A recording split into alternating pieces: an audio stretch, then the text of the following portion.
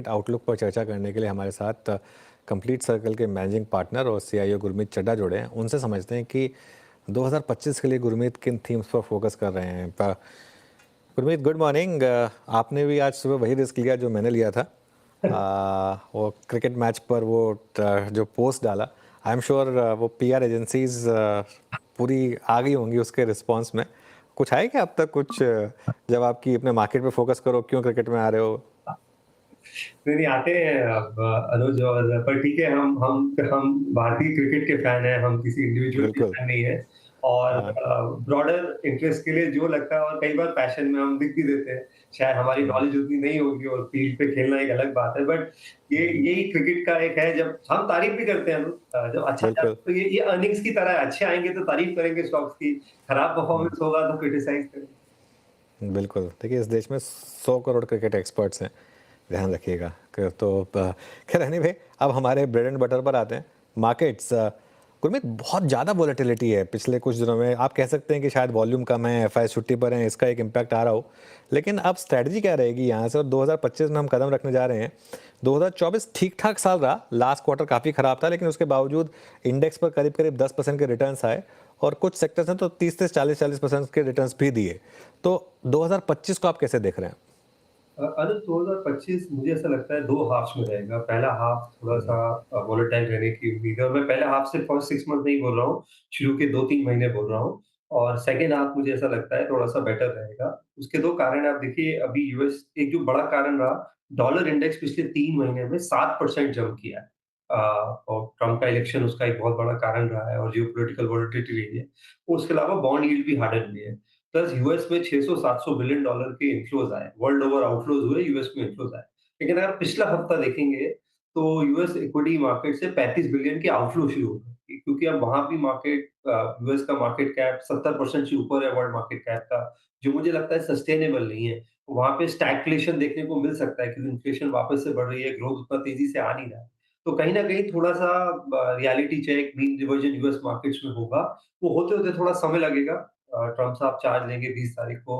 हमारे यहाँ अपना बजट है, उसके साथ आरबीआई पॉलिसी है फरवरी में। तो मेरा ये मानना है कि आपको जनवरी, फरवरी, मार्च एक्यूमुलेशन वाले मंथ्स रखने चाहिए।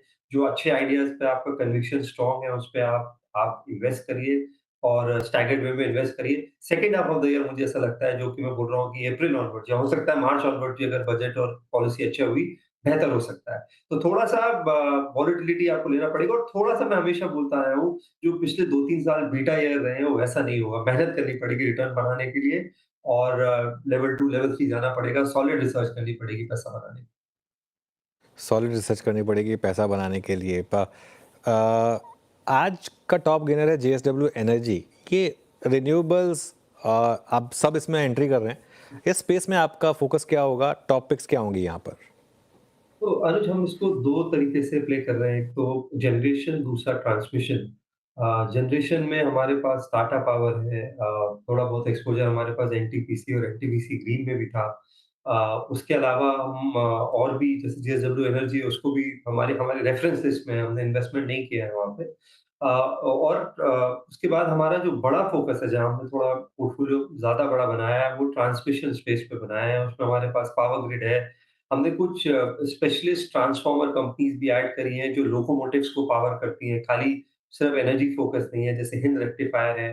केबल्स एंड वायर्स में हमारे पास पॉलीकैब और पीआई इंडस्ट्रीज रहा है पोर्टफोलियोज में। और हम लेवल 2, लेवल 3 जाके देख रहे हैं कि हमें कुछ और कंपनीज अगर ट्रांसमिशन स्पेस में मिलती है, तो हम उसमें एक्सपोजर लेना चाहते हैं। मुझे लगता है ये बहुत बड़ी थीम है जनरेशन। और आप देखिए, अभी एमएनएम ने एक सब्सिडरी फ्लोट करी है रिन्यूएबल एनर्जी को लेके। हर और बहुत कैपेक्स हुआ है। इंडिया के जो भी बड़े कॉन्ग्लोमरेट्स हैं, सबका क्लीन एनर्जी का अगर आप कैपेक्स देखें पिछले 2-3 साल का, तो ये सबसे बड़ा कैपेक्स है शायद कई सालों में। तो ऑब्वियसली अगर अगर उनको अपॉर्च्युनिटी दिख रही है, तो अपॉर्च्युनिटी काफ़ी बड़ी है। और मुझे ऐसा लगता है कि इस लेवल पे Reliance as an energy play, मुझे लगता है बहुत ही अट्रैक्टिवली वैल्यूड है। स्टॉक ने अंडर परफॉर्म किया है। और हमने देखा है रिलायंस का, जब भी एक अंडर परफॉर्मेंस का पीरियड आता है, और जब उसमें वैल्यू अनलॉकिंग होती है, पहले जब कैपेक्स करते हैं तो अंडर परफॉर्म करते हैं, लेकिन जब वैल्यू अनलॉकिंग करते हैं तो रिटर्न बहुत लंबी आता है।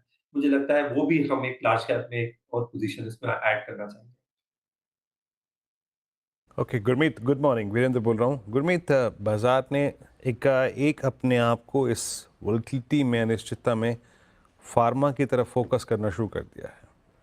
तो फार्मा कुछ समय के लिए डोमिनेट करे इस आई थिंक फेज में, इस बात के चांसेस कितने लग रहे हैं आपको, और आपके पसंदीदा फार्मा क्या है इस वक्त?